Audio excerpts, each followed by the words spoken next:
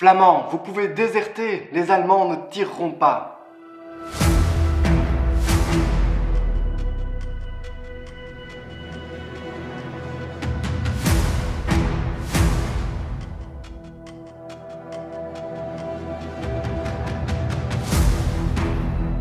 Première Guerre mondiale.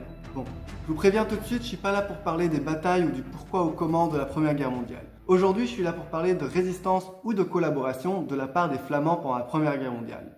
Mais on va aussi parler du front de l'Isère et des conséquences pour tout le mouvement flamand.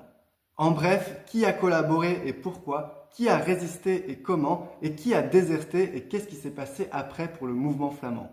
Pour une vidéo plus générale de la Première Guerre mondiale en Belgique, je vous réfère à la vidéo de Van de Belgique. Je vous mets le lien en description.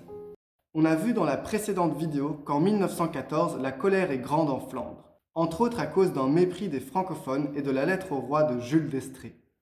Jules d'Estrées, un socialiste qui avait pourtant voté pour la loi en 1898, s'oppose alors à l'égalité entre les deux langues et va même écrire une lettre au roi en 1912 pour demander le fédéralisme. Jules d'Estrées commence sa lettre, adressée au roi Albert par « Sire, il n'y a pas de Belges ». Quand l'Allemagne envahit en août 1914 la Belgique neutrale, c'est la surprise totale, mais le roi Albert Ier refuse de capituler. C'est la mobilisation générale. Flamands et Wallons sont appelés à défendre Liège contre l'envahisseur et toute la Belgique se transforme en une industrie militaire. L'armée a besoin de tout le monde et tout le monde doit se battre fièrement pour sa patrie. Le roi Albert va même s'adresser à la population belge entière en faisant un petit clin d'œil au mouvement flamand, telle une réponse à la lettre de Jules d'Estrées. Peuple belge, souvenez-vous de la bataille des éperons d'or. Je saurai vous défendre, tel un lion flamand. Et la Belgique résiste. Pas longtemps, mais on résiste. Et les Allemands ne s'y attendaient pas du tout. Ils ne s'attendaient pas à ce que le nationalisme belge soit plus fort que le nationalisme flamand.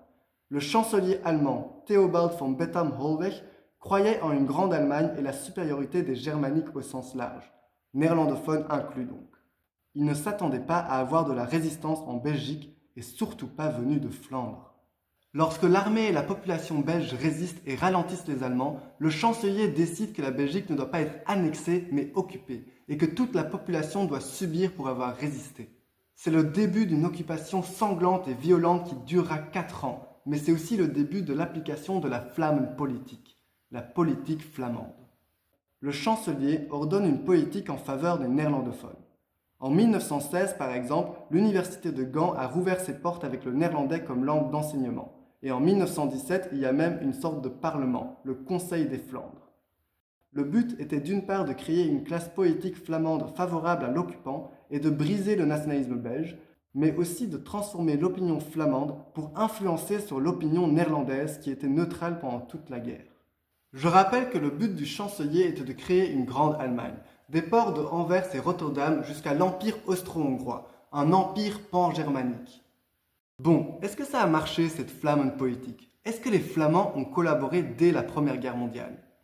Je risque de décevoir quelques Wallons, mais pas vraiment, non. La Flandre a résisté. La violence de l'occupation, la famine et la destruction de la bibliothèque de Leuven font que la majorité des Belges détestent l'occupant, Flamands et Wallons confondus. Après plus d'1 an d'occupation, il n'y a toujours pas de mouvement ouvertement anti-belge, il y a des journaux clandestins et l'occupant fait face à des sabotages dans tout le pays. Un truc va faire changer la dynamique. Je l'ai déjà dit, mais c'est important.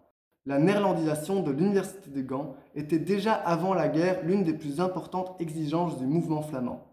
Avec cette concession, le gouverneur allemand en Belgique, Maurits von Bissing, va diviser le mouvement flamand en deux. D'une part, il y a les activistes qui pensent atteindre les objectifs du mouvement flamand en s'alliant avec l'occupant. D'autre part, il y a les pacifistes qui sont contre la collaboration. On pourrait dire que les pacifistes attendaient que la Belgique soit rétablie avant de reprendre la lutte linguistique. Les activistes sont au début très minoritaires. Les atrocités de l'occupant ne sont pas si vite oubliées et la résistance se poursuit aussi en Flandre. Mais bon, vous l'aurez compris, les activistes prennent toute la place. C'est l'occupation. Il n'y a pas de presse libre, il n'y a pas de syndicats, il n'y a presque pas de voix pour les idées des pacifistes. Quand en 1917, le Conseil des Flandres est créé, presque tous les élus sont des activistes et ils sont bien sûr à la botte de l'occupant allemand. En août de 1917, le Conseil des Flandres va même créer un centre de propagande flamande. Tout ça fait que l'idée du nationalisme flamand se diffuse malgré tout peu à peu dans la société. Alors, je répète quand même que les activistes étaient clairement minoritaires, même encore en 1918. Selon les historiens et historiennes, ils seraient à peine 10 000 à 15 000 à la fin de la guerre. Pour le démontrer, prenons l'exemple de consultations populaires du Conseil de Flandre en janvier et février 1918. Malgré une propagande abondante et un soutien matériel aux participants, c'est un fiasco. Les pacifistes se lèvent partout en Flandre et des manifestations et grèves éclatent contre la collaboration. Les activistes sont chassés des rues, il y a des affrontements et l'occupant allemand est même obligé d'annuler les consultations populaires. Hendrik Elias, un fils d'activiste, racontera plus tard que toute la population leur crachait dessus. Ce non collectif à la collaboration font que les activistes restants s'isolent et se radicalisent. Le Conseil des Flandres va même jusqu'à décréter la fin de la Belgique le 28 mars 1918. En réalité, c'est une tentative désespérée de faire de la propagande, tandis que des grèves et des manifestations font rage dans toute la Flandre. Après l'armistice, le Conseil des Flandres est dissous, mais ce n'est pas encore un retour à la case départ.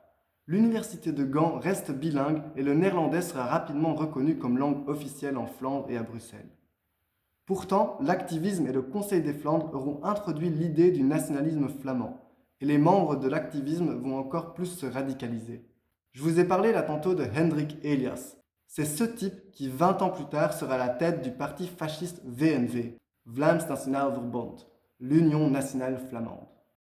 Pendant la Première Guerre mondiale, toute la Belgique était occupée. Toute?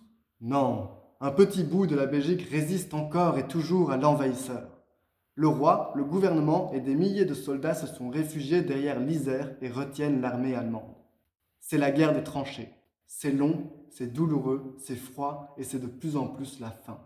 Rajoute à ces conditions horribles que l'armée est une institution hiérarchisée et extrêmement élitaire.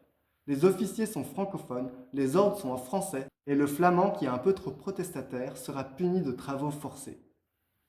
Dans ce contexte explosif, les soldats flamands ne voyaient pas d'un si mauvais œil la collaboration des activistes, et ils applaudissaient notamment la néerlandisation de l'université de Gand. La condamnation des activistes par le gouvernement de l'Isère aura un rôle de catalyseur dans la fondation du Frontbeweging, le mouvement flamand du front. Les soldats flamands commencent alors à distribuer clandestinement des journaux qui dénoncent leurs conditions. C'était un mouvement illégal et donc uniquement possible grâce au soutien des activistes en terre occupée. Cette posture isolée, souterraine et proche de l'occupant va également amener à leur radicalisation et faire croître leur volonté de nationalisme flamand. Prenons l'exemple des différentes lettres qu'ils ont écrites au roi Albert Ier. Dans la première, début 1917, ils se disent fidèles à la Belgique mais demandent juste la néerlandisation de l'armée et des promesses pour après la guerre. Mais quand leur exigence reste plusieurs fois sans réponse, le Frontbeweging va commencer à exiger fin 1917, comme l'a fait Jules Destrée en 1912, la fédéralisation de l'État belge. Sans succès. Début 1918, le Frontbeweging va envoyer quelques soldats de l'autre côté de l'Isère pour négocier avec les activistes et les Allemands. On les appelait alors les sublimes déserteurs. Ils leur promettent que des soldats flamands sont prêts à se soulever contre les officiers pour garantir l'indépendance de la Flandre. Depuis l'autre côté de l'Isère, Allemands, activistes et sublimes déserteurs essayent de convaincre les soldats flamands de déserter. Plusieurs milliers de soldats déserteront, mais les historiens ne sont pas sûrs si les sublimes déserteurs ont vraiment eu un impact ou si c'est juste lié aux conditions horribles de la guerre. Les sacrifices pendant la Première Guerre mondiale ont stimulé le désir d'une société plus égalitaire et démocratique.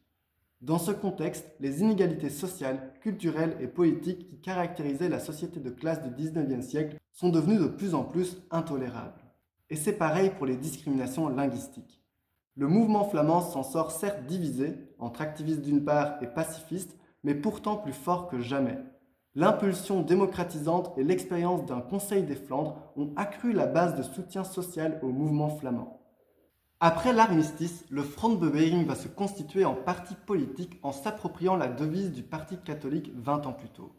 AVV-VVK, Alles voor Vlaanderen, Vlaanderen voor Christus. Tout pour la Flandre pour le Christ.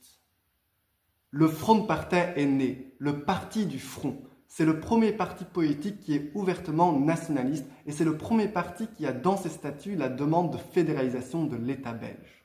Bref, c'est là que je m'arrête les petits potes parce qu'il y a encore énormément de choses à dire. Je suis déjà en train de préparer une vidéo sur l'entre-deux-guerres et j'aimerais surtout parler des activistes. Comme je vous avais dit, les activistes étaient ultra minoritaires, mais c'est une élite politique et culturelle et c'est comme ça que leurs idées vont quand même s'infuser petit à petit dans toute la société flamande. 20 ans plus tard, on aura des partis ouvertement fascistes et la collaboration officielle du mouvement flamand. Mais bref, ça c'est pour une autre histoire belge les petits potes, donc moi je vous dis surtout à la semaine prochaine. Je vous laisse les liens en description et si vous voulez, je suis live tous les lundis sur Twitch de 19h à 21h pour parler d'actualité. Bienvenue. Ciao.